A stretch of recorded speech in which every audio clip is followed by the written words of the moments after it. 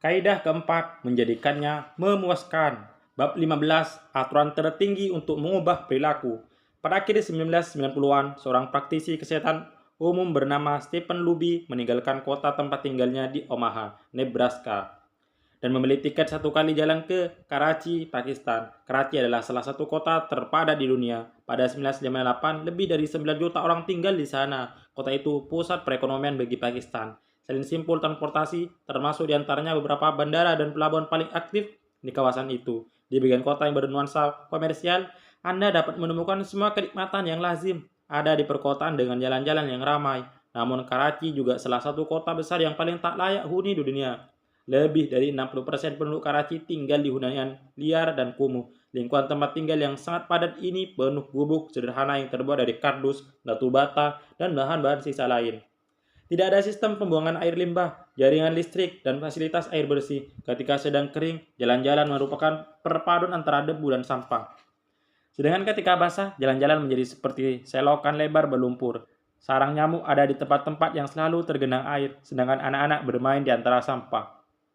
Kondisi yang sangat kotor itu membuat penyakit mudah menyebar, sumber-sumber air tercemar menimbulkan epidemi diare, muntah, dan sakit perut. Hampir sepertiga anak yang tinggal di sana kekurangan gizi. Dengan begitu banyak orang berimpitan di tempat yang sekecil, infeksi, virus, dan bakteri menyebar dengan cepat. Krisis kesehatan masyarakat inilah yang membuat Stephen Luby datang ke Pakistan.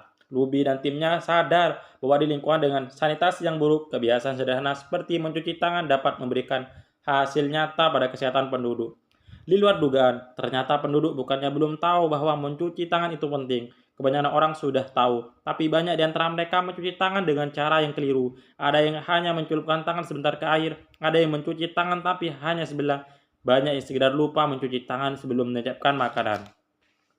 Semua orang mengatakan mencuci tangan itu penting, tapi tidak banyak yang menjadikannya kebiasaan. Masalahnya bukan pengetahuan, masalahnya konsistensi. Saat itulah Ruby dan timnya bermitra dengan Procter and Gamble untuk masuk sabun Safeguard ke lingkungan tersebut. Dibandingkan sabun batangan biasa, memakai Safeguard adalah pengalaman yang lebih menyenangkan.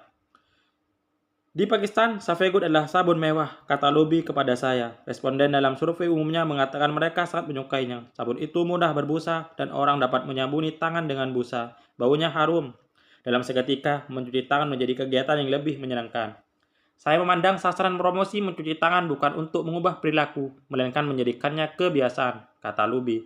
Jauh lebih mudah bagi orang-orang itu untuk memakai produk yang memberikan sinyal sensoris sangat positif. Misalnya, rasa mint pada pasta gigi daripada melakukan kebiasaan yang tidak menyediakan umpan balik sensoris menyenangkan, seperti membersihkan gigi dengan benang. Tim pemasaran Procter and Gamble bercerita tentang upaya menciptakan pengalaman mencuci tangan yang positif. Dalam hitungan bulan, para peneliti menyaksikan perubahan yang cepat dalam kesehatan anak di lingkungan itu. Angka diare turun 52%, fenomena turun 48%, dan impetigo, infeksi kulit oleh bakteri turun 35%. Pengaruh jangka panjangnya lebih baik lagi. 6 tahun kemudian kami mendatangi lagi beberapa keluarga di Karachi, tutur Luby. Lebih dari 95% keluarga yang pernah diberi sabun secara gratis dan diminta mencuci tangan memiliki tempat cuci tangan dengan sebuah sabun dan air ketika tim kajian kami berkunjung. Kami sengaja tidak memberi mereka sabun selama 5 tahun. Ternyata mereka sudah terbiasa mencuci tangan sehingga praktik itu terus dipelihara. Ini contoh yang sangat bagus untuk kaidah keempat dan terakhir dari perubahan perilaku, menjadikannya memuaskan. Kita lebih mungkin mengulang perilaku ketika pengalaman yang kita rasakan memuaskan. Ini sepenuhnya logis, merasa senang, bahkan meskipun meremeh seperti membasuh tangan dengan sabun yang harum dan berbusa banyak, menjadi isyarat bagi otak. Rasanya enak, lain kali dilakukan lagi. Kenikmatan mengajarkan pada otak bahwa suatu perilaku layak diingat dan diulang. Ambil cerita tentang permen karet. Permen karet telah diperjualbelikan pada 1800-an, tapi baru ketika Wrigley meluncurkan pada 1891 permen ini menjadi kebiasaan yang mendunia. Versi awal permen karet terbuat dari bahan kenyal yang relatif tanpa rasa, lembut tapi tidak berasa. Wrigley merevolusi industri ini dengan menambahkan rasa seperti spearmint dan juicy fruit yang menjadikan permen itu memiliki rasa dan membuat orang senang. Selanjutnya, mereka maju selangkah lagi dengan memperkenalkan permen karet sebagai cara untuk membuat mulut terasa bersih. Iklan-iklannya mengajak pembaca menyegarkan indera perasa mereka. Refresh your taste. Rasa yang lezat dan membuat mulut terasa segar adalah tambahan yang remeh. Tapi membuat produk ini memuaskan banyak orang. Konsumsi meroket dan Wrigley menjadi pabrik permen karet terbesar di dunia. Pasta gigi memiliki perjalanan yang hampir sama. Pabrik-pabriknya menikmati kesulitan besar ketika menambahkan rasa-rasa seperti spearmint, peppermint, dan cinnamon ke produk-produknya. Rasa-rasa ini tidak meningkatkan kinerja pasta gigi. Rasa-rasa ini hanya menciptakan kesan mulut bersih dan menjadikan pengalaman menggosok gigi lebih menyenangkan. Istri saya berhenti menggunakan merek tertentu karena tidak menyukai rasa yang tertinggal setelah menggosok gigi. Ia beralih ke merek dengan rasa mint lebih kuat yang terbukti lebih memuaskan. Sebaliknya, kalau pengalaman tidak memuaskan, kecil alasan kita untuk mengulangnya. Dalam penelitian, saya mendapat cerita dari seorang perempuan yang memiliki kerabat narsistis dan membuatnya pusing 7 keliling. Dalam upaya agar tidak menghabiskan banyak waktu bersama orang ini, ia berpura-pura menjadi orang yang sangat membosankan ketika sedang bersamanya. Dalam beberapa perjumpaan, orang tadi mulai menghindarinya karena merasa si perempuan sangatlah tidak menarik. Cerita-cerita itu merupakan bukti aturan tertinggi perubahan perilaku, hal yang mendatangkan ganjaran cenderung diulang, hal yang mendatangkan hukuman cenderung dihindari. Anda belajar tentang apa yang sebaiknya dilakukan pada masa mendatang berdasarkan apa yang membuat Anda mendapatkan ganjaran atau hukuman di masa sebelumnya. Emosi positif menyuburkan kebiasaan, emosi negatif membasmi kebiasaan. 3 kaidah pertama perubahan perilaku, menjadikannya nyata, menjadikannya menarik, dan menjadikannya mudah. Memperbesar kemungkinan suatu perilaku diterapkan saat ini. Kaidah keempat perubahan perilaku, menjadikannya memuaskan. Memperbesar kemungkinan suatu perilaku diulang pada masa mendatang. Dengan demikian, lingkaran kebiasaan menjadi lengkap. Namun, dalam hal ini ada trik. Kita tidak sekedar mencari apa yang memuaskan, kita mencari kepuasan yang langsung.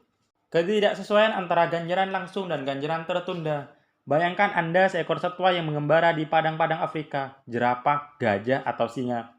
Pada suatu hari, sebagian besar keputusan Anda memiliki dampak langsung. Anda selalu berpikir tentang apa yang akan dimakan atau di mana akan tidur atau bagaimana menghindari predator. Anda terus berfokus pada masa kini atau masa depan yang sangat dekat. Anda hidup dalam situasi yang oleh ilmuwan disebut lingkungan dengan ganjaran langsung. Karena aksi-aksi Anda langsung memberikan hasil yang cepat dan nyata. Sekarang kembali ke Anda sebagai manusia. Dalam masyarakat modern, banyak pilihan yang Anda buat saat ini tidak akan memberikan manfaat langsung kepada Anda. Bila bekerja dengan baik di kantor, beberapa pekan kemudian Anda baru memperoleh ganjaran. Bila berolahraga hari ini, barangkali Anda tidak akan kelebihan berat badan tahun depan. Bila menabung sekarang, mungkin Anda akan memiliki dana cukup untuk pensiun beberapa dasawarsa mendatang. Anda hidup dalam situasi yang oleh ilmuwan disebut lingkungan dengan ganjaran tertunda karena Anda dapat bekerja sampai bertahun-tahun sebelum tindakan-tindakan Anda memberikan ganjaran yang dimaksudkan. Otak manusia tidak berkembang untuk hidup di lingkungan dengan ganjaran tertunda. Fosil paling tua yang menurunkan manusia modern dikenal sebagai Homo sapiens, berusia kira-kira 200.000 tahun. Homo sapiens ini adalah manusia pertama yang memiliki otak yang relatif mirip dengan otak kita. Lebih khusus lagi, neokortex, bagian otak paling baru dan yang paling berperan dalam fungsi-fungsi lebih tinggi seperti bahasa, memiliki ukuran yang kurang lebih sama baik 200.000 tahun lalu maupun sekarang. Anda saat ini berjalan-jalan menggunakan perangkat keras yang sama seperti milik nenek moyang Paleolitis Anda. Baru belakangan ini, selama sekitar 500 tahun terakhir, masyarakat manusia beralih ke lingkungan yang sebagian besar memiliki ganjaran tertunda. Dibandingkan usia otak, masyarakat modern adalah sesuatu yang betul-betul baru. Dalam 100 tahun terakhir, kita telah menyaksikan kemunculan mobil, pesawat terbang, televisi, komputer pribadi, internet, telepon pintar, dan beyond. Dunia telah berubah banyak dalam tahun-tahun terakhir, tapi sifat dasar manusia hanya berubah sedikit. Sama seperti hewan-hewan lain di padang rumput Afrika, nenek moyang kita menghabiskan hari-hari mereka untuk beraksi terhadap ancaman mematikan, mengamankan makan untuk besok, dan mencari tempat berlindung dari hujan serta badai. Masuk akal kalau mereka memberi nilai tinggi pada pemberian ganjaran secara instan. Masa depan yang jauh tidak begitu penting, dan setelah ribuan generasi di lingkungan dengan ganjaran langsung, otak kita berkembang untuk lebih menyukai ganjaran cepat daripada ganjaran jangka pendek. Pakar ekonomi perilaku menyebut kecenderungan ini inkonsisten waktu, artinya cara otak kita mengevaluasi ganjaran tidak konsisten terhadap waktu. Anda lebih menghargai masa kini daripada masa mendatang. Biasanya kecenderungan ini tidak masalah bagi kita. Ganjaran yang pasti pada masa kini umumnya lebih dihargai daripada ganjaran yang baru mungkin pada masa mendatang. Namun terkadang, kecenderungan kita terhadap pemberian ganjaran instan menimbulkan masalah. Mengapa orang merokok kalau tahu kebiasaan itu meningkatkan risiko menderita kanker paru? Mengapa orang makan berlebihan padahal tahu hal itu meninggalkan risiko obesitas? Mengapa orang melakukan hubungan seks yang tidak aman padahal tahu hal itu bisa membuat mereka tertular penyakit? Begitu Anda paham bagaimana otak membuat prioritas tentang ganjaran, jawabannya menjadi jelas. Akibat yang ditimbulkan oleh kebiasaan buruk datang belakang. Sedangkan ganjaran yang menyenangkan datang dalam seketika. Merokok mungkin mencabut nyawa Anda 10 tahun mendatang, tapi merokok menghilangkan stres dan memenuhi hasrat Anda untuk mendapatkan nikotin sekarang.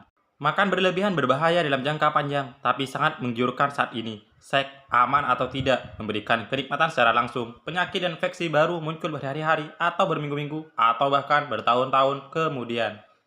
Setiap kebiasaan mendatangkan hasil tidak hanya satu sejalan dengan waktu. Sayangnya hasil-hasil ini seringkali tidak bersesuaian dengan kebiasaan buruk. Hasil yang langsung biasanya terasa baik, padahal hasil akhirnya terasa buruk.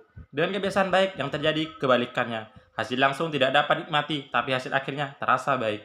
Ekonom Prancis Frederic Bastian menerangkannya dengan jelas ketika menulis, hampir selalu terjadi bahwa ketika akibat langsung lebih disukai, akibat susulannya adalah bencana, dan sebaliknya. Seringkali makin manis buah pertama kebiasaan, makin pahit buah yang belakangannya. Dengan kata lain, kerugian kebiasaan baik Anda ada di masa kini, sedangkan kerugian kebiasaan buruk ada di masa mendatang. Kecenderungan otak memprioritaskan masa kini membuat Anda tidak dapat bergantung pada niat baik. Ketika membuat rencana, menurunkan berat badan, menulis buku, atau belajar bahasa, Anda sesungguhnya membuat rencana untuk diri Anda di masa mendatang. Dan ketika membayangkan hidup yang Anda inginkan kelak, mudah untuk melihat nilai dalam tindakan yang terkait dengan manfaat jangka panjang. Kita semua menginginkan kehidupan yang lebih baik bagi diri kita di masa mendatang. Kendati demikian, ketika saat membuat keputusan tiba, pemberian ganjaran secara instan biasanya menang. Anda tidak lagi membuat pilihan untuk Anda masa mendatang. Mimpi Anda untuk menjadi lebih sehat, lebih kaya, atau lebih bahagia. Anda memilih Anda masa kini yang ingin mendapatkan perhatian penuh, dimanja, dihibur. Sebagai aturan umum, makin langsung kesenangan yang didapatkan dari suatu tindakan, makin serius Anda harus bertanya tentang apakah itu selaras dengan sasaran-sasaran jangka panjang Anda.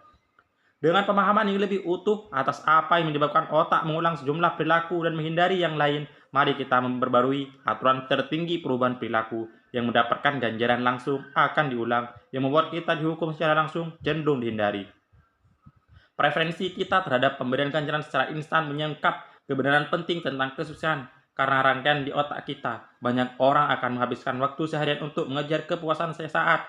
Jalan yang paling jarang dilewati adalah jalan dengan pemberian ganjaran yang tertunda. Bila bersedia menunggu ganjaran, Anda akan menghadapi lebih sedikit persaingan dan seringkali mendapatkan ganjaran lebih besar. Seperti kata patah, kilometer terakhir selalu menjadi tempat yang paling lengang. Inilah tepatnya yang ditunjukkan oleh penelitian. Orang yang lebih baik dalam menunda ganjaran memiliki skor SAT yang lebih tinggi, lebih sedikit menjadi penyalahguna narkoba, lebih kecil kemungkinan menderita obesitas, lebih baik dalam mengatasi stres, dan menjadi juara dalam keterampilan sosial. Kita semua menyaksikan perannya dalam kehidupan kita sendiri. Jika menunda, menonton televisi, dan menyelesaikan dulu pekerjaan rumah Anda umumnya akan belajar lebih banyak dan memperoleh nilai lebih tinggi. Bila tidak berbelanja camilan di toko, Anda seringkali akan makan penganan lebih sehat setiba di rumah. Pada tahap tertentu, kesalahan dalam hampir setiap bidang menuntut Anda mengabaikan ganjaran langsung demi mendapatkan ganjaran yang tertunda. Berikut masalahnya, kebanyakan orang tahu bahwa menunda pemberian ganjaran adalah tindakan yang bijaksana. Mereka menginginkan manfaat dari kebiasaan-kebiasaan baik, menjadi sehat, menjadi produktif, merasa damai. Akan tetapi, hasil-hasil ini jarang berada di urutan teratas pada momen-momen yang menentukan. Untungnya, Anda masih mungkin melatih diri untuk menunda pemberian ganjaran. Tapi Anda perlu bekerja sesuai yang sudah digariskan untuk manusia, bukan melawannya. Cara terbaik untuk melakukannya adalah dengan menambahkan sedikit unsur kenikmatan langsung pada kebiasaan-kebiasaan yang akan memberikan ganjaran jangka panjang dan sedikit unsur kepahitan langsung pada kebiasaan-kebiasaan yang berakibat buruk pada jangka panjang. Cara mengubah pemberian ganjaran secara instan agar bermanfaat. Yang paling penting dalam membuat kebiasaan bertahan adalah merasa sukses, bahkan meskipun kesuksesan itu kecil. Merasa sukses adalah tanda bahwa kebiasaan Anda terbayar, juga bahwa upaya itulah yang diperjuangkan. Dalam dunia yang sempurna, ganjaran untuk kebiasaan baik adalah kebiasaan itu sendiri. Dalam dunia nyata, kebiasaan baik cenderung terasa berharga hanya setelah kebiasaan itu memberi Anda sesuatu. Awalnya semua setara dengan pengorbanan. Anda sudah berolahraga beberapa kali, tapi belum menjadi lebih kuat, lebih bugar, atau lebih cepat. Setidaknya belum menunjukkan kemajuan yang terlihat. Baru beberapa bulan kemudian, setelah lengan Anda menjadi lebih kekar, lebih mudah bagi Anda untuk berangkat ke tempat latihan. Pada awalnya, Anda memerlukan alasan untuk tetap berlatih. Itulah sebabnya ganjaran langsung sangatlah penting. Ganjaran langsung membuat Anda tetap bersemangat, sementara ganjaran tertunda terakumulasi di latar belakang. Yang sesungguhnya kita bahas ketika bicara tentang ganjaran langsung adalah babak akhir suatu perilaku. Babak akhir pengalaman apapun sangatlah penting karena kita cenderung mengingatnya dibanding babak-babak lain. Anda ingin babak akhir kebiasaan Anda menjadi sesuatu yang memuaskan? Pendekatan terbaik adalah menggunakan penguatan ulang atau reinforcement yang merujuk ke proses penggunaan ganjaran langsung untuk meningkatkan frekuensi perilaku. Menumpuk kebiasaan yang kita bahas di bab 4. Mengikat kebiasaan dengan petunjuk langsung yang menjadikannya nyata ketika Anda mulai melangkah. Penguatan ulang mengingat kebiasaan Anda dengan ganjaran langsung yang menjadikannya memuaskan ketika Anda menyelesaikannya. Penguatan ulang langsung dapat sangat membantu ketika berurusan dengan kebiasaan menghindar, yakni perilaku-perilaku yang membuat Anda ingin berhenti melakukan sesuatu. Sulit sekali bertahan dengan kebiasaan-kebiasaan seperti tidak belanja yang tidak atau berhenti minum alkohol bulan ini. Karena tidak ada yang terjadi ketika Anda tidak membeli sepatu atau melewatkan ritual minum-minum bersama teman. Akan sulit merasa puas jika sebelumnya memang tidak ada tindakan. Yang Anda lakukan adalah menolak godaan dan tidak banyak kepuasan yang didapatkan dari situ. Salah satu solusi adalah mengubah situasi pada pangkalnya. Anda ingin membuat penghindaran itu terlihat, buka rekening tabungan lalu beri label untuk sesuatu yang Anda inginkan. Mungkin jaket kulit. Setiap kali Anda melakukan belanja, taruhlah uang dengan nilai yang sama ke rekening itu. Tidak minum late pagi ini, transfer uangnya ke rekening tabungan. Tidak menonton Netflix selama sebulan lagi, pindahkan biaya berlangganan aplikasi itu ke rekening tabungan.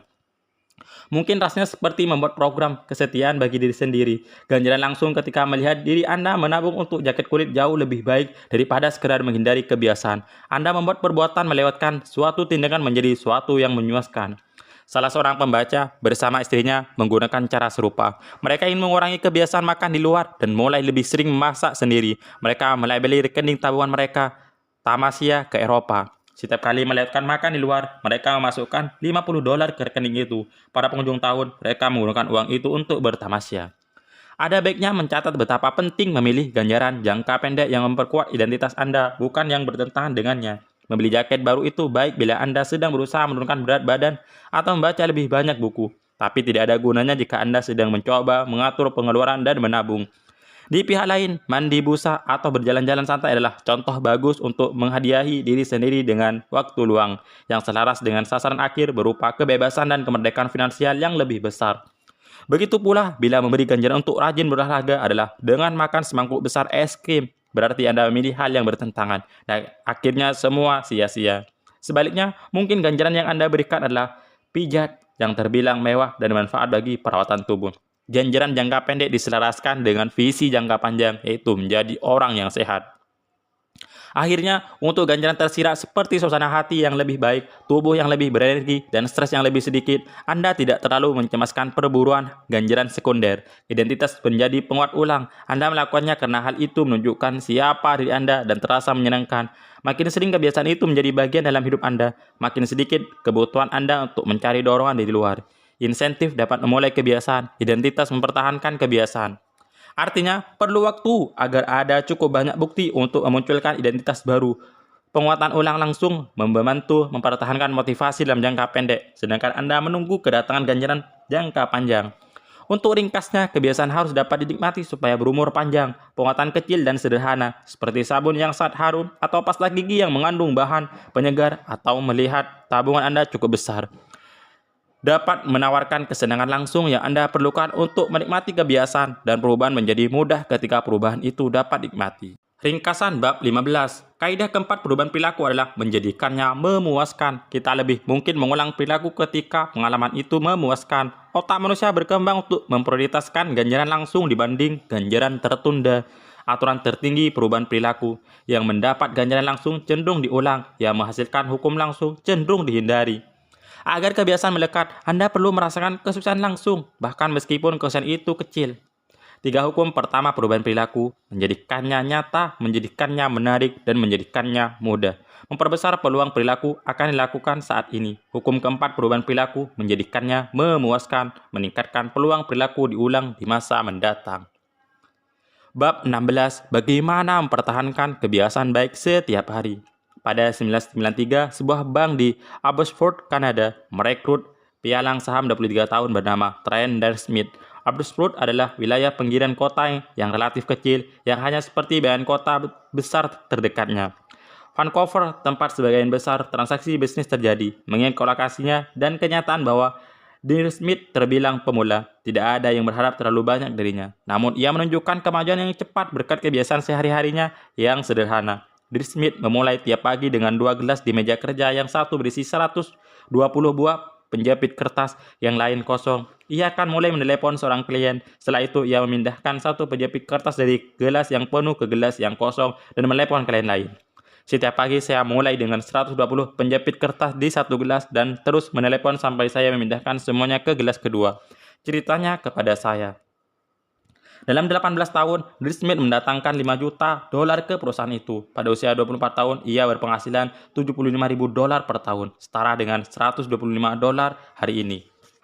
Tidak lama setelahnya, ia pindah ke sebuah perusahaan lain dengan gaji jutaan dolar. Saya suka menyebut teknik ini strategi penjepit kertas, dan setelah bertahun-tahun saya mendengar para pembaca telah menerapkannya dengan berbagai cara. Seorang perempuan memindahkan jepit rambut dari wadah satu ke wadah lain setiap kali menulis satu halaman naskah. Seorang laki-laki memindahkan kelereng dari kotak satu ke kotak lain setelah melakukan serangkaian push-up. Mendapatkan kemajuan adalah hal yang memuaskan dan ukuran-ukuran yang dapat dilihat. Misalnya memindahkan penjepit kertas atau jepit rambut atau kelereng, memberikan bukti yang jelas tentang kemajuan Anda. Alhasil kemajuan itu menguatkan perilaku Anda dan menambahkan sedikit kepuasan langsung pada suatu kegiatan. Pengukuran visual datang dalam banyak bentuk. Buku harian makan, catatan olahraga, loyalty food card, progress bar pada perangkat lunak yang dapat diunduh, bahkan angka-angka halaman di sebuah buku. Akan tetapi, barangkali cara terbaik untuk mengukur kemajuan Anda adalah menggunakan pemantau kebiasaan. Cara memantau kebiasaan. Pemantau kebiasaan adalah cara sederhana untuk mengukur apakah Anda melakukan suatu kebiasaan. Format yang paling dasar adalah menyediakan kalender dan menyilang tanggal setiap kali Anda mempertahankan suatu rutinitas. Sebagai contoh, jika Anda bermeditasi pada Senin, Rabu, dan Jumat, tiap tanggal di hari-hari tersebut, itu mendapat tanda silang. Sejalan dengan waktu, kalender itu seperti rekaman untuk perjalanan kebiasaan Anda. Banyak orang telah memantau kebiasaan mereka, tapi barangkali yang paling terkenal adalah Benjamin Franklin. Sejak usia 20 tahun, Franklin membawa buku kecil kemanapun ia pergi dan menggunakannya untuk memantau 13 hal pribadinya yang positif. Daftar ini meliputi sasaran-sasaran seperti tidak membuang waktu, selalu melakukan sesuatu yang berguna, dan menghindari perbincangan omong kosong. Pada penghujung hari, Franklin membuka buku kecilnya dan mencatat kemajuan-kemajuannya. Jadi, Sanford konon menggunakan pemantau kebiasaan untuk kewajibannya menulis materi lawakan. Dalam dokumenter berjudul Komedian, ia menerangkan bahwa sasarannya semata tidak pernah memutus rantai menulis materi lawakan setiap hari. Dan kata lain, ia tidak berfokus pada seberapa baik atau seberapa buruk suatu lawakan atau seberapa besar inspirasi yang ia rasakan. Ia hanya berfokus pada membuat rangkaian makin panjang. Jangan memutus rantai adalah mantra yang dahsyat. Jangan memutus rantai penawaran penjualan, maka Anda akan membangun buku bisnis yang sukses. Jangan memutus rantai olahraga, maka Anda akan bugar lebih cepat dari yang Anda harapkan. Jangan memutus rantai penciptaan setiap hari, maka Anda akan memiliki portofolio yang mengesankan. Pemantau kebiasaan efektif karena memperbesar manfaat hukum perubahan perilaku berkali-kali lipat. Mantra ini secara serentak menjadikan suatu perilaku nyata, menarik, dan memuaskan. Mari menguraikan satu demi satu. Manfaat 1. Pemantau kebiasaan itu terlihat. Mencatat aksi terakhir Anda menciptakan pemicu yang dapat menginisiasi langkah berikutnya. Pemantau kebiasaan secara alami membangun serangkaian petunjuk visual seperti tanda silang pada kalender atau daftar makanan dalam catatan makan Anda. Ketika memandang kalender dan melihat rekam jejak Anda diingatkan untuk melakukannya lagi. Penelitian menunjukkan bahwa orang yang memantau kemajuan sasaran-sasaran mereka seperti menurunkan berat badan, berhenti merokok, dan menurunkan tekanan darah lebih mungkin menaikkan peluang mereka daripada yang tidak. Studi terhadap lebih dari 600 orang menemukan bahwa mereka membuat catatan makan tiap hari berhasil menurunkan berat 2 kali lebih banyak daripada yang tidak. Aksi memantau perilaku dapat memicu dorongan untuk mengubahnya. Pemantau kebiasaan juga membuat Anda tetap jujur. Kebanyakan kita mempunyai pandangan yang terdistorsi tentang perilaku kita sendiri. Kita mengira telah berbuat lebih baik daripada yang sesungguhnya. Pengukuran menawarkan cara untuk mengatasi kebutaan kita terhadap perilaku kita sendiri dan melihat apa yang terjadi sesungguhnya setiap hari. Sekali pandang ke penyepit kertas dalam gelas membuat Anda langsung tahu berapa banyak yang sudah atau belum Anda lakukan. Ketika bukti berada tepat di depan Anda, lebih kecil kemungkinan Anda berbohong pada diri sendiri. Manfaat 2. Pemantau kebiasaan itu menarik. Bentuk motivasi yang paling efektif adalah kemajuan. Ketika memperoleh sinyal bahwa kita sedang maju, kita menjadi lebih termotivasi untuk meneruskan di jalan yang sama. Dengan cara ini, pemantau kebiasaan bisa mempunyai efek ketagihan pada motivasi. Tiap kemenangan kecil akan menyegarkan hasrat Anda. Ini bisa efektif khususnya ketika Anda mengalami hari yang buruk, ketika sedang merasa terpuruk. Mudah bagi Anda untuk melupakan semua kemajuan yang sudah Anda capai. Pemantau kebiasaan menyediakan bukti visual tentang kerja keras Anda, pengingat tentang seberapa jauh Anda telah menempuh perjalanan. Selain itu, kotak kosong yang Anda lihat tiap pagi dapat memotivasi Anda untuk mulai karena Anda tidak ingin kehilangan kemajuan dengan memutus rangkaian. Manfaat 3. Pemantau kebiasaan itu memuaskan. Ini manfaat paling penting di antara semua. Pemantau kebiasaan dapat menjadi bentuk ganjaran tersendiri. Anda bisa merasa puas ketika menyilang sesuatu dari daftar, melengkapi isian dalam catatan olahraga, atau menyilang tanggal pada kalender. Anda bisa merasa puas ketika melihat hasil-hasil Anda tumbuh, ukuran portofolio investasi, panjang naskah buku, dan kalau Anda merasa puas, besar kemungkinan Anda bertahan. Memantau kebiasaan juga membantu Anda tetap berfokus. Anda akan berfokus pada proses, bukan hasil. Anda tidak terpaku pada bayangan tubuh yang suspek. Anda semata berusaha mempertahankan rangkaian kegiatan Anda dan menjadi orang yang tidak pernah melewatkan olahraga. Untuk ringkasnya, pemantau kebiasaan. 1. Menciptakan petunjuk visual yang dapat mengingatkan Anda untuk beraksi. 2. Sesuai sifat dasarnya, memotivasi karena Anda menyaksikan kemajuan yang Anda buat dan tidak ingin kehilangan jerih payah. Dan ketiga, terasa memuaskan setiap kali Anda mencatatkan peristiwa sukses dalam kebiasaan Anda. Lebih lanjut, pemantau kebiasaan menyediakan bukti visual bahwa Anda telah memilih tipe orang yang ingin Anda tiru. Bentuk pemberian ganjaran langsung dan tersirat yang sangat menyenangkan. Anda mungkin penasaran, kalau pemantau kebiasaan sangat bermanfaat, mengapa saya harus menunggu begitu lama untuk membahasnya? Terlepas dari semua manfaat itu, saya harus membahasnya sekarang karena alasan sederhana. Banyak orang menolak gagasan memantau atau membuat pengukuran. Rasanya bisa seperti beban karena memaksa Anda menjalani dua kebiasaan sekaligus. Kebiasaan yang sedang Anda coba dibangun dan kebiasaan memantaunya. Menghilangkan kalori terkesan sebagai sesuatu yang merepotkan ketika mengikuti diet saja sudah menguras tenaga. Mencatat setiap penawaran penjualan terkesan menambah pekerjaan sementara banyak yang harus Anda lakukan. Rasanya lebih mudah mengatakan, aku cuma akan makan lebih sedikit, atau aku akan berusaha lebih keras lagi, atau aku akan ingat untuk melakukannya. Sesuai dugaan, banyak orang mengatakan hal berikut kepada saya. Saya punya catatan harian untuk keputusan, tapi saya berharap dapat lebih memanfaatkannya. Atau saya mencatat kegiatan olahraga selama seminggu, tapi lalu berhenti. Saya juga pernah seperti itu. Saya pernah membuat catatan makan untuk memantau asupan kalori. Saya berusaha melakukannya untuk satu acara makan, tapi lalu berhenti.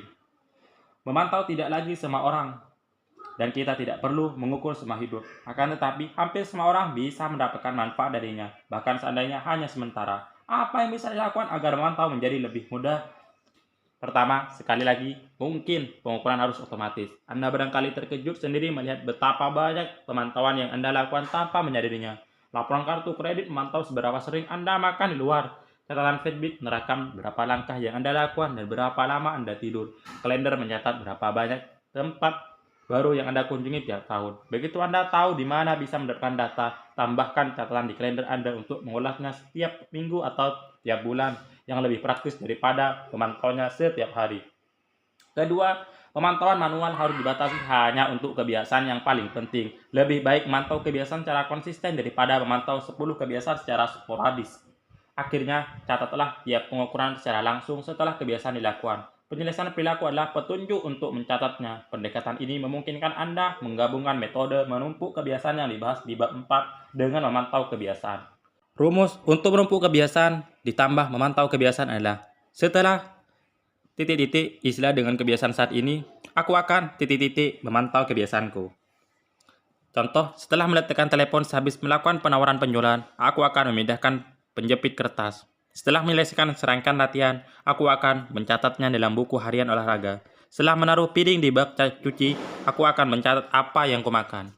Taktik-taktik ini dapat menjadikan pemantauan kebiasaan Anda lebih mudah, bahkan seandainya Anda bukan tipe orang yang gemar mencatat perilaku sendiri. Menurut saya, pengukuran selama beberapa pekan akan membuka wawasan Anda, selalu menyenangkan untuk dapat melihat bagaimana sesungguhnya Anda telah menghabiskan waktu. Artinya, setiap rangkaian kebiasaan berakhir di suatu titik, dan lebih penting daripada tiap pengukuran adalah ketika Anda mempunyai rencana yang bagus saat kebiasaan Anda melenceng dari relnya. Cara pulih dengan cepat ketika rangkaian kebiasaan Anda terputus. Tak peduli seberapa konsisten Anda dengan kebiasaan Anda, tanpa dapat dihindari hidup akan menginterupsi Anda entah kapan. Anda tak mungkin sempurna. Setelah berjalan beberapa waktu, boleh jadi situasi darurat muncul. Anda tiba-tiba sakit atau harus melakukan perjalanan dinas yang jauh, atau keluarga Anda memerlukan waktu Anda lebih banyak. Setiap kali ini terjadi pada saya berusaha mengingatkan diri pada aturan sederhana. Jangan pernah bolos 2 kali. Kalau suatu hari terpaksa bolos, saya akan berusaha menggantikannya secepat mungkin. Tidak berolahraga 1 kali pernah terjadi, tapi saya tidak akan bolos sampai 2 kali berturut-turut. Barangkali saya akan makan seluruh pizza yang menjadi jatah saya dalam suatu acara. Tetapi saya akan melanjutkannya dengan makan yang sehat. Saya mustahil menjadi sempurna, tapi saya bisa menghindari bolos kedua. Segera setelah suatu rangkaian terputus, saya langsung menggantinya dengan rangkaian baru. Kesalahan pertama tidak pernah membuat Anda hancur. Spiral pengulanganlah kesalahan yang dapat mengarah ke sana. Bolos 1 kali hanyalah kecelakaan, mungkin 2 kali sama dengan awal kebiasaan baru. Di sini letak perbedaan antara pemenang dan pecundang. Siapapun dapat membuat kesalahan 1 kali, kecelakaan dalam olahraga, atau kesialan dalam pekerjaan. Namun, ketika orang sukses gagal, mereka pulih dengan cepat. Terputusnya kebiasaan bukan masalah kalau kebiasaan itu dengan segera dijalankan lagi. Menurut saya, prinsip ini sangat penting sehingga terus saya jadikan pegangan buku. Tidak dapat menjalankan kebiasaan dengan mulus atau menyelesaikan seperti yang saya inginkan. Terlalu sering kita terjatuh ke siklus all or nothing dalam kebiasaan kita. Masalahnya adalah masuk ke pola pikir bahwa kalau kita tidak melakukan sesuatu dengan sempurna, tidak usah melakukannya sama sekali. Anda tidak sadar betapa berharga tindakan sekedar datang ke tempat latihan pada hari-hari sial atau sibuk Anda. Rugi karena bolos lebih besar daripada keuntungan jika Anda berusaha bangkit lagi. Jika Anda mulai dengan $100 lalu mendapat untung 50%, uang Anda menjadi $150.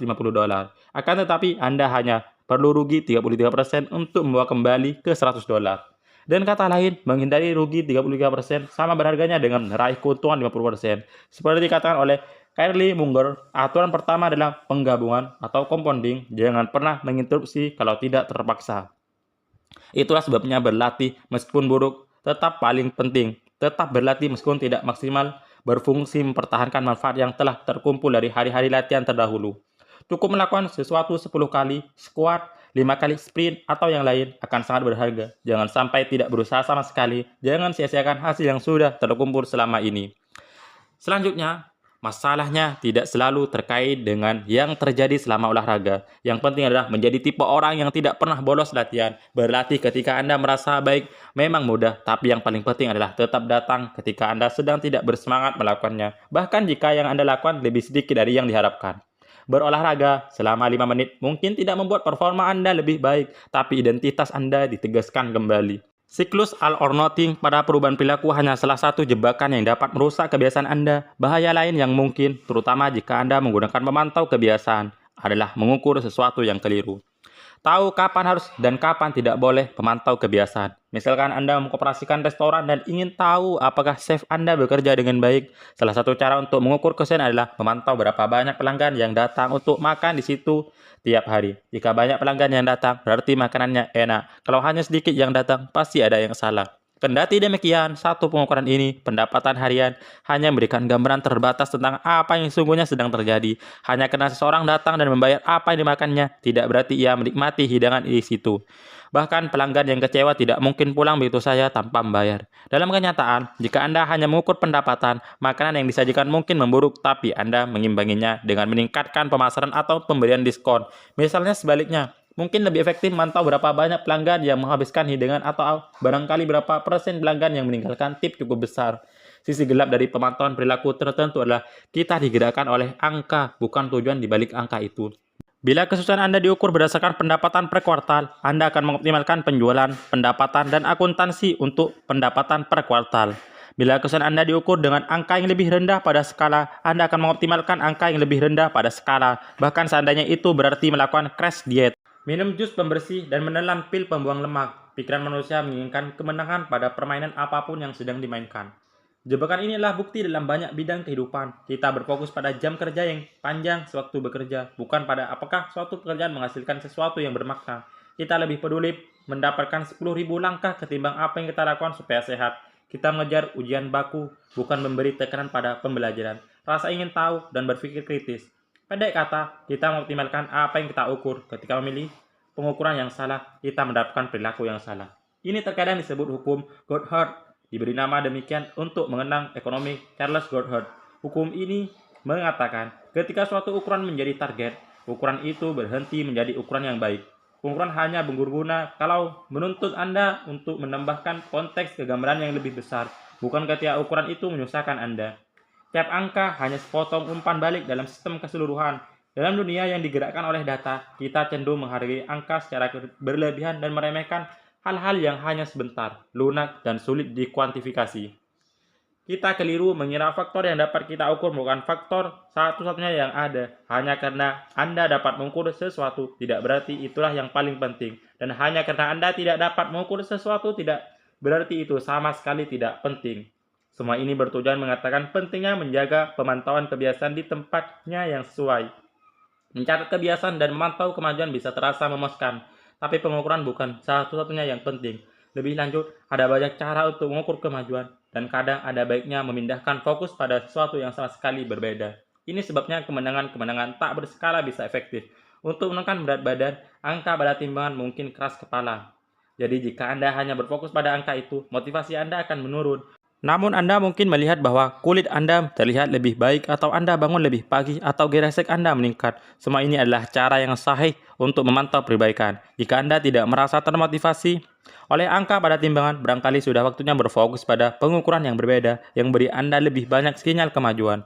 Tak peduli bagaimana Anda mengukur perbaikan Anda, pemantauan kebiasaan menawarkan cara sederhana untuk menjadikan kebiasaan Anda lebih memuaskan. Tiap pengukuran menyediakan sedikit bukti kecil bahwa Anda bergerak ke arah yang benar dan Anda menikmati langsung meski sebentar untuk pekerjaan yang dijalankan dengan baik. Ringkasan bab 16. Salah satu perasaan yang paling memuaskan adalah perasaan bahwa kita mengalami kemajuan. Pemantauan kebiasaan adalah cara sederhana untuk mengukur apakah Anda melakukan kebiasaan, misalnya membuat tanda silang pada kalender. Pemantau kebiasaan dan bentuk pengukuran visual lain dapat menjadikan kebiasaan Anda memuaskan dengan menyediakan bukti yang jelas tentang kemajuan Anda. Jangan motos santai, cobalah mempertahankan rangkaian kebiasaan tetap berjalan. Jangan pernah membolos atau mangkir 2 kali. Kalau Anda mangkir pada suatu hari, cobalah kembali ke jalan yang benar secepat mungkin. Hanya karena Anda dapat mengukur sesuatu tidak berarti ukuran adalah yang paling penting. Bab 17. Bagaimana mitra akuntabilitas dapat mengubah segalanya. Setelah mengabdi sebagai seorang pilot dalam Perang Dunia II, Roger Fisher kuliah lagi di Harvard Law School dan menghabiskan 34 tahun mengkhususkan diri dalam negosiasi serta manajemen konflik. Ia mendirikan Harvard Negotiation Project dan bekerja bersama sejumlah negara serta tokoh dunia dalam resolusi-resolusi damai, krisis penyanderaan, dan kompromi-kompromi diplomatis. Namun, baru pada 1970-an dan 1980-an, ketika ancaman perang nuklir memuncak, Fisher mengembangkan gagasan yang barangkali paling menarik. Saat itu Fisher berfokus pada perancangan strategi yang dapat mencegah perang nuklir, dan ia memenuhi kenyataan yang sangat membayangkan. Siapapun presiden yang sedang menjabat, ia akan memiliki akses ke sandi-sandi peluncuran yang mampu mencabut nyawa jutaan orang, tapi tidak akan pernah melihat sendiri siapa yang tewas karena selalu berada ribuan kilometer dari tempat kejadian. Yang saya sarankan sangat sederhana. Tulisannya adalah tahun 1981. Tempatkan angka sandi atau nuklir itu dalam kapsul kecil. Lalu tanam kapsul itu tepat di sebelah kanan jantung seorang relawan. Relawan itu akan selalu membawa sebilah pisau jagal yang besar dan berat setiap kali sedang mendampingi presiden. Seandainya presiden sampai ingin meluncurkan senjata nuklir, satu-satunya yang dapat ia perbuat adalah terlebih dahulu membunuh relawan itu dengan tangannya sendiri, mencabut nyawa orang yang sama-sama manusia. Presiden akan berkata, "George, maaf, tapi puluhan juta orang lain itu harus mati." Ia harus melihat orang itu dan merasakan apa yang disebut kematian. Kematian yang sia-sia, darah di karpet gedung putih, sang presiden harus merasakan sendiri realitas itu. Ketika saran itu saya sampaikan kepada teman-teman di Pentagon, tanggapan mereka adalah, "Ya Tuhan, itu mengerikan sekali. Harus mencabut nyawa seseorang akan membuat keputusan presiden terdistorsi. Ia mungkin tidak pernah menekan tombol." Selama perbincangan kita tentang hukum keempat perubahan perilaku, kita telah membahas pentingnya menjadikan kebiasaan baik menghadirkan kepuasan secara langsung. Usulan Fisher seperti kebalikan hukum keempat itu, menjadikannya mengecewakan secara langsung. Sama seperti kita lebih mungkin mengulang pengalaman ketika babak akhirnya memuaskan, kita juga lebih mungkin menghindari pengalaman ketika babak akhirnya membuat kita sakit. Sakit atau nyeri adalah guru yang efektif. Jika kegagalan terasa menyakitkan, kegagalan itu dapat diperbaiki. Jika kegagalan relatif tidak mengakibatkan rasa nyeri, pengalaman itu akan diabaikan. Makin langsung dan mahal suatu kesalahan, makin cepat Anda belajar dari pengalaman itu. Ancaman akan diberi laporan negatif memaksa seorang teknisi menjalankan tugas dengan baik. Kemungkinan seseorang pelanggan tidak pernah kembali membuat restoran menciptakan makanan-makanan yang lezat. Kerugian akibat salah memotong pembuluh darah membuat dokter berbedah berusaha lebih menguasai anatomi manusia agar dapat memotong dengan tepat. Ketika akibat suatu perilaku berdampak parah, orang cenderung belajar dengan cepat. Makin langsung suatu nyeri, makin kecil peluang suatu perilaku diterapkan. Jika Anda ingin mencegah kebiasaan buruk dan meniadakan perilaku yang tidak sehat, menambahkan akibat langsung terhadap tindakan itu adalah cara bagus untuk mengurangi peluangnya. Kita mengulang kebiasaan buruk karena entah bagaimana kita merasakan manfaat dari itu dan menjadikan kebiasaan itu sulit ditinggalkan. Cara terbaik yang saya ketahui untuk mengatasi kesulitan ini adalah meningkatkan kecepatan pelaksanaan hukuman yang terkait dengan perilaku itu. Mungkin ada jarak antara aksi dan konsekuensi. Segera setelah aksi menghasilkan konsekuensi langsung, perilaku mulai berubah. Pelanggan membayar tagihan tepat waktu bila dikenai biaya keterlambatan. Mahasiswa datang ke ruang kuliah ketika nilai ujian mereka dikaitkan dengan kehadiran. Kita akan melompat melewati banyak rintangan guna menghindari sedikit konsekuensi yang langsung. Tentu saja ini ada batasnya. Bila Anda ingin mengandalkan hukuman untuk mengubah perilaku, kekuatan hukuman itu harus bersesuaian dengan kekuatan relatif perilaku yang ingin dikoreksi. Agar menjadi produktif, biaya akibat kebiasaan menunda harus lebih besar daripada biaya untuk menjalankan aksi. Agar menjadi sehat, biaya akibat kemalasan harus lebih besar daripada biaya untuk berolahraga. Didenda karena merokok di restoran atau tidak membuang sampah secara benar menambah konsekuensi terhadap suatu tindakan. Perilaku hanya berubah jika hukumannya cukup menyakitkan dan betul-betul diterapkan. Secara umum, makin terlokalisasi, makin terasa, makin konkret, dan makin langsung suatu konsekuensi, makin besar pengaruhnya pada perilaku individu. Makin global, makin tidak terasa, makin samar, makin tertunda suatu konsekuensi, makin kecil pengaruhnya pada perilaku individu. Untungnya ada cara langsung untuk memperbesar biaya langsung terhadap suatu kebiasaan buruk, membuat kontrak kebiasaan. Kontrak kebiasaan. Undang-undang pertama yang mengatur sabuk pengaman diluluskan di New York pada 1 Desember 1984. Pada waktu itu, hanya 14% orang di Amerika Serikat yang memakai sabuk pengaman secara teratur, tapi hal itu segera berubah. Dalam 5 tahun, setengah warga AIS mengenakan sabuk pengaman. Saat ini mengenakan sabuk pengaman diwajibkan oleh undang-undang di 49 dari 50 negara bagian, dan tidak hanya di atas kertas. Jumlah orang yang mengenakan sabuk pengaman juga telah berubah secara dramatis. Pada 2016, lebih dari 88% orang Amerika memakai sabuk pengaman setiap kali masuk ke mobil. Dalam hanya 30 tahun lebih sedikit, kebiasaan jutaan orang telah berubah secara total. Undang-undang dan regulasi adalah contoh bagaimana pemerintah dapat mengubah kebiasaan dengan menciptakan kontrak sosial. Sebagai masyarakat, kita secara kolektif sepakat untuk mematuhi aturan-aturan tertentu lalu menegakkannya sebagai kelompok. Setiap kali aturan perundang-undang baru berpengaruh terhadap perilaku, undang-undang sabuk pengaman, larangan merokok di restoran, kewajiban mengelola limbah, itu menjadi contoh tentang kontrak sosial yang membentuk kebiasaan-kebiasaan kita. Dalam hal ini, kelompok sepakat untuk bertindak dengan cara tertentu, dan jika tidak mematuhinya, Anda akan dihukum. Sama seperti pemerintah menggunakan undang-undang untuk membuat warganya akuntabel, Anda dapat menciptakan kontrak kebiasaan untuk membuat diri sendiri akuntabel. Kontrak kebiasaan adalah kesepakatan lisan atau tertulis ketika Anda menyatakan komitmen terhadap kebiasaan tertentu serta hukuman yang akan terjadi seandainya Anda tidak mengikutinya. Brian Harris, pebisnis dari Nashville, Tennessee, adalah orang pertama yang saya lihat menerapkan strategi ini. Tak lama setelah kelahiran putranya, Harris sadar ia ingin menurunkan bobot berat beberapa kilogram. Ia menulis kontrak kebiasaan antara dirinya sendiri, istrinya, dan pelatih pribadinya. Versi pertamanya berbunyi, sasaran pertama Brian untuk Q1 2017 adalah mulai makan dengan benar lagi agar ia merasa lebih baik, terlihat lebih baik, dan berhasil meraih sasaran jangka panjang untuk memiliki timbangan 100 kg dengan 10% lemak tubuh. Di bawah pernyataan itu, Harris membeberkan peta jalan untuk meraih hasil idealnya. Fase 1, kembali ke diet ketat, slow carb di Q1. Fase 2, memulai program pemantauan makronutrien yang ketat di Q2. Fase 3, memperbaiki dan mempertahankan detail program diet dan olahraga di Q3. Akhirnya ia mencatat tiap kebiasaan harian yang akan mengantarnya ke sasaran. Sebagai contoh, catat semua makanan yang ia konsumsi tiap hari, berikut hasil penimbangan badannya tiap hari. Selanjutnya ia menuliskan hukuman seandainya tidak mematuhi kontrak. Kalau Brian tidak melaksanakan kedua hal ini, konsekuensi berikut terpaksa diterapkan. Ia harus berpakaian lengkap tiap hari dan tiap minggu pagi sampai suatu kuartal berakhir. Yang maksud dengan berpakaian lengkap adalah tidak mengenakan jeans, t-shirt, jaket bertudung, atau celana pendek. Ia juga akan memberi Joy, pelatihnya, $200 untuk digunakan semuanya kalau kelewatkan pencatatan makanan untuk sehari.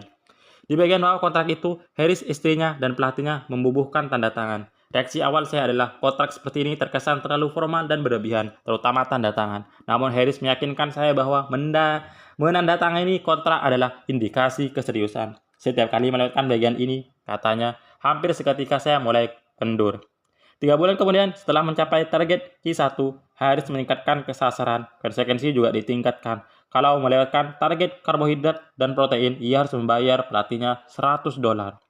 Kalau lupa menimbang badan, ia harus memberi istrinya $500 untuk dipakai sesukanya. Barangkali yang paling menyakitkan, kalau lupa berlatih sprint, ia harus memakai pakaian resmi setiap hari dan mengenakan topi Alabama sampai akhir kuartal, yang lebih pahit daripada hukuman lain. Strategi itu berhasil dengan istri dan pelatihnya bertindak sebagai mitra akuntabilitas dan dengan kontrak kebiasaan yang menguraikan secara jelas apa yang harus dilakukan setiap hari. Harris berhasil menurunkan berat badan. Untuk menjadikan kebiasaan buruk mengecewakan, opsi terbaik adalah menjadikan kebiasaan itu menyakitkan saat itu juga. Menyusun kontrak kebiasaan adalah cara langsung untuk melakukannya. Bahkan seandainya Anda tidak ingin menyusun kontrak kebiasaan selengkap itu, memiliki mitra akuntabilitas sudah sangat membantu. Pelawak Margaret Cho menulis lawakan atau lagu setiap hari. Ia menjadikan 1 lagu per hari sebagai tantangan di depan temannya, yang membantunya tetap akuntabel. Tahu ada seseorang yang menyaksikan dapat menjadi motivator yang dahsyat. Anda hampir tidak mungkin menunda-nunda atau menyerah karena kerugian langsung ada. Bila Anda tidak mematuhinya, barangkali mereka akan memandang Anda sebagai sosok yang tidak dapat dipercaya atau pemalas. Tiba-tiba, Anda tidak hanya gagal memenuhi janji pada diri sendiri, tapi juga gagal memenuhi janji pada orang lain. Anda bahkan dapat mengotomatiskan proses ini. Thomas Frank, pebisnis di Boulder, Colorado, bangun pada pukul 5,5 pagi. Jika tidak melakukannya, ia menulis tweet otomatis yang berbunyi pukul 6.10 dan saya tidak bangun karena saya malas. Jawab ini untuk mendapatkan $5 via PayPal, limit 5 karena beker saya tidak rusak. Kita selalu berusaha menampilkan diri terbaik kita pada dunia. Kita menyisir rambut dan menggosok gigi dan berdandan sebaik mungkin karena kita tahu kebiasaan-kebiasaan ini paling mungkin mendapatkan reaksi yang positif. Kita ingin memperoleh nilai baik dan lulus dari sekolah terbaik agar mendapatkan kesan terbaik dari calon pemberi kerja, teman, dan keluarga. Kita peduli terhadap pandangan orang sekitar karena itu berguna agar mereka menyukai kita. Ini tepatnya mengapa mendapatkan mitra akuntabilitas atau mendatangani kontrak juga banyak berguna. Ringkasan bab 17. Kebalikan hukum keempat perubahan perilaku adalah menjadikannya mengecewakan. Kita lebih mustahil mengulang kebiasaan buruk kalau kebiasaan itu menyakitkan atau mengecewakan. Mitra akuntabilitas dapat menciptakan kerugian langsung atas kemangkiran kita. Kita sangat peduli terhadap pandangan orang lain tentang kita. Jadi kita tidak ingin orang lain berpandangan buruk terhadap kita. Kontrak kebiasaan dapat dipakai untuk menambahkan biaya sosial pada perilaku manapun. Kontrak itu membuat kita harus mengeluarkan uang karena melanggar janji di depan umum dan ini menyakitkan. Tahu ada orang yang mengawasi Anda dapat menjadi motivator yang manjur.